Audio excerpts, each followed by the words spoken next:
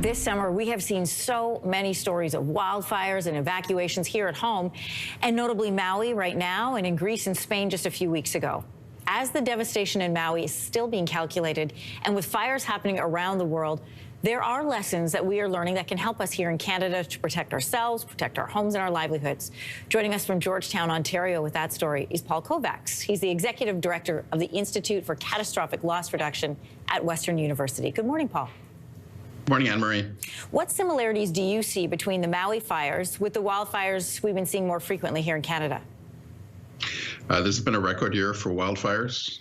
We're seeing fires all across the country. And the fires in Maui was one where it was extremely hot and very, very strong winds. So the fire spread very quickly. In Canada, we're seeing a changing climate where there are more days when it's extremely hot and more days where there's very strong winds.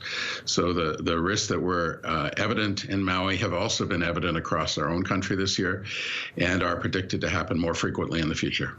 I should mention we are watching closely this morning. One of our top stories is those wildfires happening right now in the Northwest Territories and the evacuations and the concern for people for their homes. What lessons can we take away from what happened in Maui in terms of protecting communities, homes, and livelihoods?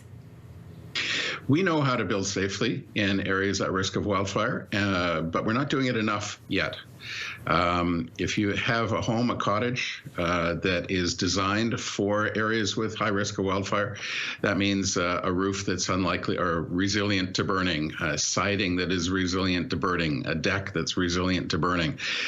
You landscape around your home so it's less likely the fire comes close to your home. The first 1.5 meters next to your home should have nothing that can burn, and the next 10 meters should have grass that's kept watered, etc., so the fire doesn't come near your home. We need to learn to live with fire. The fires aren't going to stop, and with climate change, the area burned is probably going to increase. But there are ways that you can manage our properties so that they are best prepared for the risks that we're increasingly seeing in our country and we're seeing in other countries. In 2005, all the way back then, the federal government worked with provinces to create fire protection plans, but the annual national cost for wildfire protection has risen above $1 billion for 6 of the last 10 years. So what extent to those plans have those been implemented as we look at the calendar now in 2023?